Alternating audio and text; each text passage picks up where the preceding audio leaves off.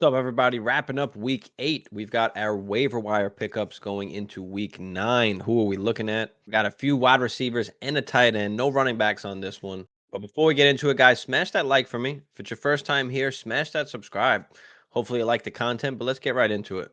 First up, we'll start with the tight end who should have been picked up last week is Trey McBride. With Ertz out on IR, Trey McBride is going to be the tight end that steps in just as he was last year. And the Cardinals are targeting that tight end position a lot. And that's exactly what happened this game with 14 targets, 10 for 95, and the touchdown for Trey McBride. So he is now coming to life. I don't know even when Ertz comes back if he's going to step right back in.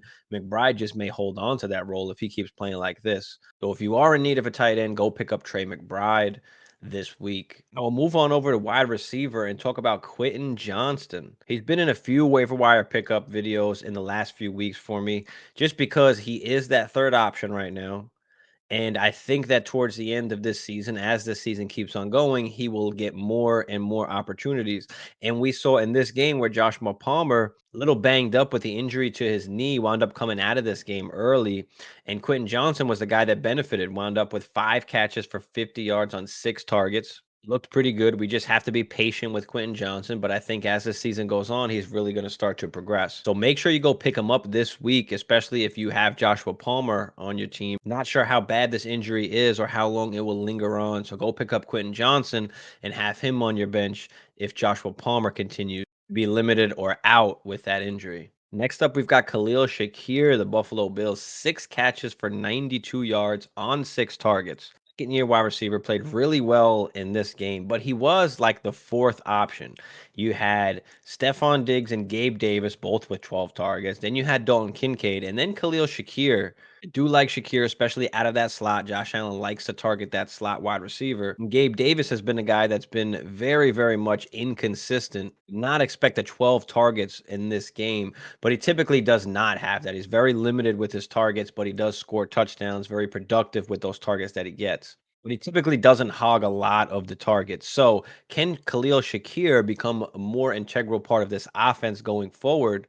Now with Knox out, there's an opportunity to step up here for Shakir. Next up, we've got Rashid Shaheed. Only 3 catches, but for 153 yards to go along with the touchdown on only his 3 targets. He's not a huge part of the offense. He is kind of one of those hit or miss guys, but they do at least try to get him the ball a few times a game. He is just a big play waiting to happen. Michael Thomas getting a little bit older, been a little bit inconsistent this season. We'll see what Shaheed can do for the rest of the season, but he is getting limited amount of targets.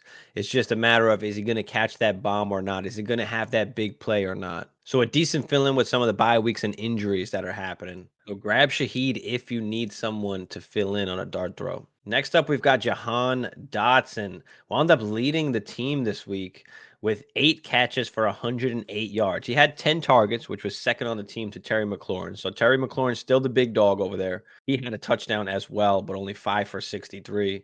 This was another game where Sam Howell threw the ball 50 plus times. This hasn't been typical for Dotson this season, especially in close games. When they're not throwing the ball 50 times, Dotson isn't heavily targeted. We know that Jahan Dotson is a great talent, just the situation is not that great with a Terry McLaurin in front of him. Next up, we've got N.BROWN, who finished with 5 targets, 3 for 57, second on the team in targets behind Nico Collins, tied with Dalton Schultz, outplayed Tank Dell. Woods is out and missed this game, so keep an eye on him going forward. But if he's going to continue to miss, it's kind of Nico Collins and N.BROWN on the outside with Dell there in the slot.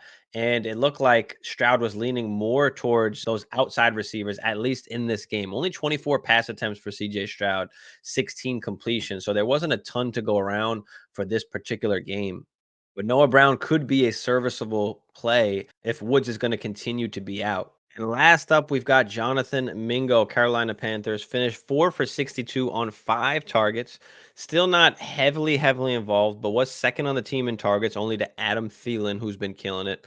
He had 11 targets. Mingo has been on a few of my waiver wire pickup videos because as we're starting to see, as this season goes on, Mingo is becoming a little bit more comfortable and is producing a little bit more. And again, Adam Thielen, as an older guy getting a ton of targets, there's a chance that he starts to get a little bit banged up, and that will give Mingo an opportunity to really produce at that point. There's nobody else really on this squad to threaten for production. You've got DJ Shark, Terrence Marshall. They're not commanding a ton of targets at all. So Mingo could be that next guy that steps up towards this end of the season here. That wraps it up for the waiver wire video, guys. Appreciate y'all. Smash that like for me. Smash that subscribe if it's your first time here. Drop any comments, or maybe I missed anybody. Drop it down below. Who are you picking up this week for week 9? Appreciate y'all. Peace.